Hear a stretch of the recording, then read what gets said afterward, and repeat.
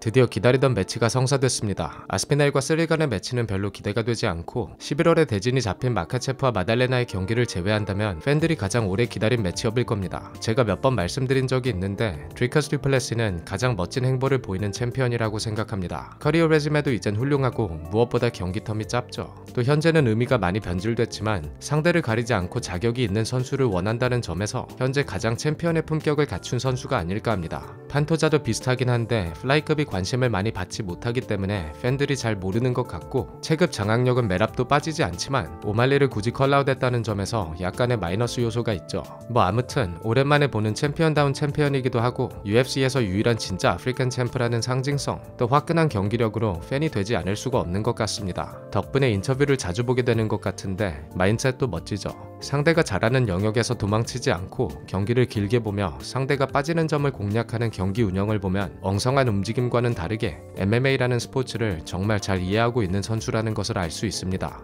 분석을 보기 전에 먼저 꼭 말씀을 드리고 싶은 점은 듀플레시의 경기는 자신이 없다는 겁니다. 기술의 정교함이라는 관점에서 보았을 때 듀플레시는 분명 엉성합니다. 언제 따로 개인적으로 과대평가를 한 선수 또 저평가를 한 선수들 특집을 만들어 보겠지만 듀플레시는 제가 과소평가를 했던 선수로 처음 프리뷰를 했던 휘테커전은 아주 완전히 틀렸고 여전히 자신이 없는데 그만큼 저도 그렇고 팬분들도 그렇고 듀플레시의 경기는 모르겠다라는 점을 미리 말씀드리고 싶습니다. 드리커스 듀플레시를 대표하는 강점들은 말도 안 되는 완력과 체력, 킥과 펀치를 잘 배합해주는 성실한 볼륨, 또 리딩이 어려운 이질적인 리듬이라고 생각합니다. 하지만 이번 경기는 스페셜리스트인 치마에프를 상대하기 때문에 과연 태클 디펜스가 가능할지, 스크램블에서 좋은 모습을 보여주며 리커버리를 할 수 있을지가 중요한 관계로 서로의 그래플링에 대해 볼 텐데 만약 위에 언급한 부분들에서 좋은 모습을 보여주며 1, 2라운드를 버텨낼 수 있다면 아마도 라운드가 진행될수록 듀플레시에게 유리한 경기가 되겠죠. UFC에서 듀플레시가 상대한 정통 레슬러는 브런슨이 유일합니다. 느낌상 아주 오래전인 것 같지만 2023년의 경기였는데 당시에 듀플레시는 지금에 비해 훨씬 투박했기 때문에 그것을 감안하고 브런슨전을 보면 브런슨의 킥캐치에 나름 센스 있는 롤링 시도가 있었지만 오른발이 걸리며 오히려 깔리고 말았죠.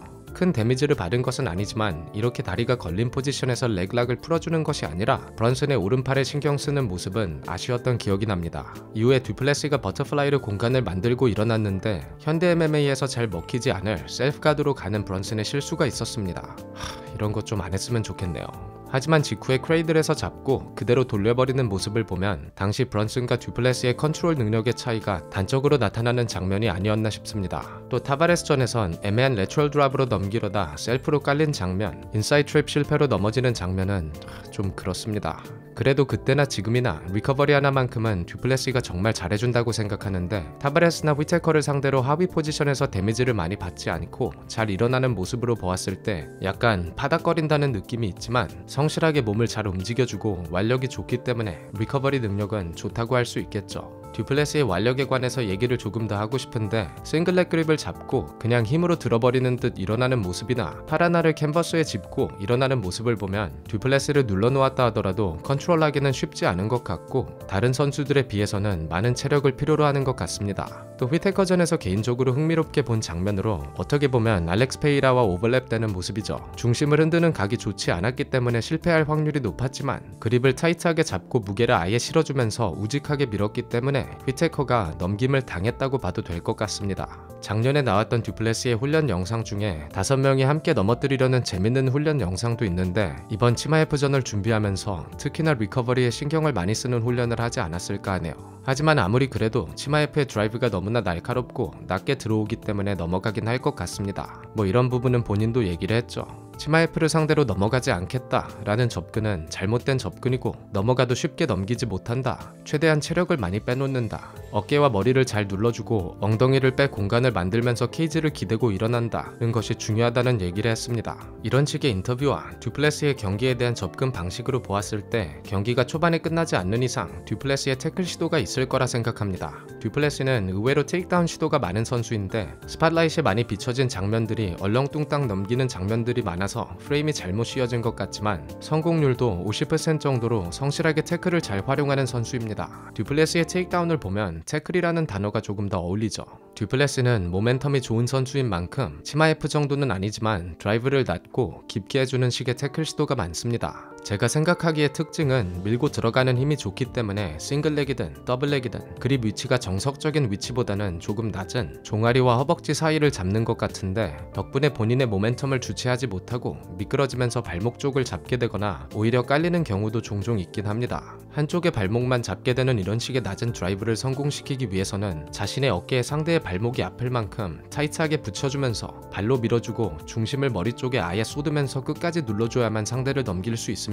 만약 이렇게 중간에서 멈춰버린다면 머리가 완전히 오픈되는 위험이 있죠. 아무튼 그립의 위치는 별로 좋은 습관이라고 생각하지는 않지만 끝까지 밀고 갈 수 있는 폭발력이 있기 때문에 기존의 상대들은 어찌됐든 넘길 수 있었던 것 같습니다. 아마 치마에프의 뒷손 타이밍에 레벨 체인지를 해주는 것이 아닌 이상 스프롤 동작이 빠른 치마에프를 상대로 경기 초반에 넘기기는 어렵다고 생각하는데 치마에프가 판정까지 갔던 우스만과 번지전을 참고했을 때 후반으로 갈수록 타격을 잘 섞어준다면 치마에프를 넘기거나 케이지에서의 그라인딩 혹은 스크램블 상황으로 가는 것이 아예 불가능한 정도는 아닐 것 같습니다.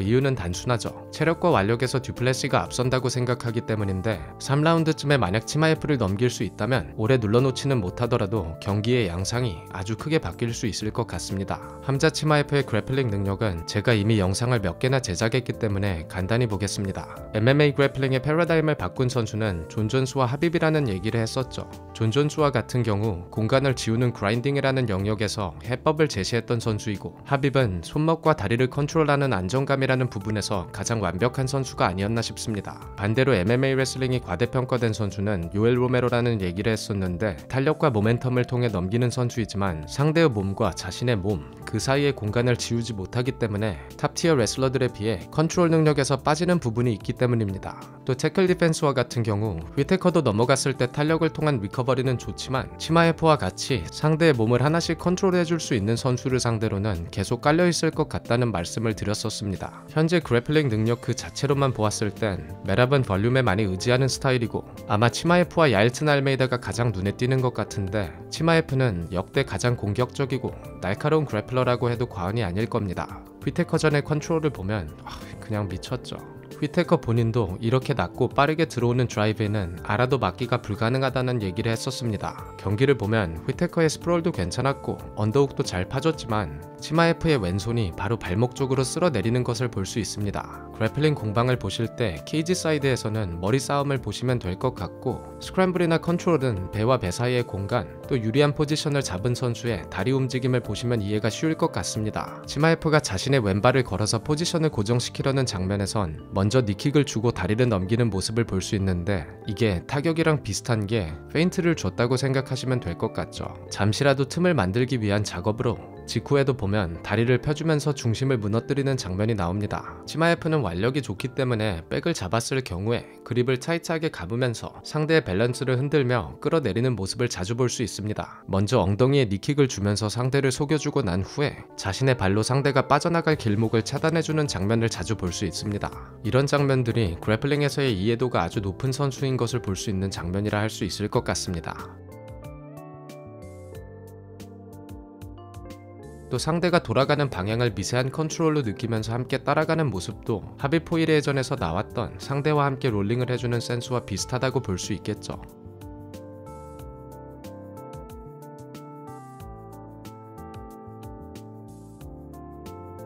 치마에프의 태클을 보면 낮게 들어가는 만큼 다른 선수들보다 비교적 거리가 있는 편입니다. 그만큼 태클 전에 셋업이 중요하다고 할 수 있을 텐데 일단 치마에프는 페이스를 빠르게 상체 움직임을 많이 가져가면서 템포를 조절해주는 모습을 볼 수 있습니다. 그게 아니라면 뒷손 운영, 즉 뒷손을 내고 그대로 레벨 체인지라던가 아니면 프런킥으로 밀어준 후에 들어가는 경우가 많죠. 전반적으로 스타일도 압박이 강하고 페이스가 빠른 운영을 하기 때문에 드라이브의 날카로움과 함께 조합 자체는 좋습니다. 조금 전에 말씀드렸던 휘테커전과 같이 발목 쪽으로 팔을 쓸어준다든지 아니면 태클이 막히더라도 싱글 그립으로 전환을 해주면서 어떻게든 테이크다운을 성공시키는 모습을 볼 수 있는데 그래도 너무 먼 거리에서 셋업 없이 들어가거나 상대가 깔끔하게 스프롤을 해준다면 실패하는 인간적인 모습도 가끔 보여주죠.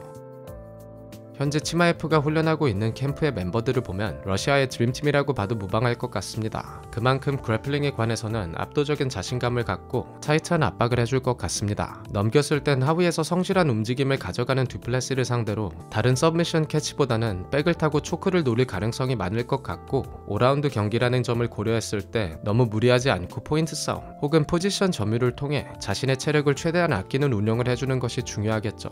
개인적인 의견으론 치마F가 듀플레시를 넘기는 것 자체에는 크게 의문이 없지만 컨트롤에 있어서는 저희가 생각하는 것보다 쉽지는 않을 것 같습니다. 번지전에서는 번지의 가드 게임을 경기했는지 아니면 단순 자신의 타격 능력을 증명하고 싶었는지 모르겠지만 소극적인 모습을 보이기도 했고 우스만전과 같은 경우 역시 우스만이 방어가 좋았기 때문에 약간 무리를 해서 억지로 넘겨버렸다는 느낌이 들었죠. 사이즈와 완력 또 체력적인 부분에서 듀플레시의 신체 스펙은 이제껏 상대했던 선수들에 비해 훨씬 더 좋을 것 같기 때문에 이번 경기가 벌써 5년째 이어지고 있는 자신의 하입을 확실히 증명할 수 있는 기회가 되지 않을까 합니다. 영상이 길어지는 관계로 서로의 타격에 관한 부분은 다음 영상에서 보도록 하겠습니다. 그럼 시청해주셔서 감사하고 곧 다른 분석으로 찾아뵙겠습니다. 감사합니다.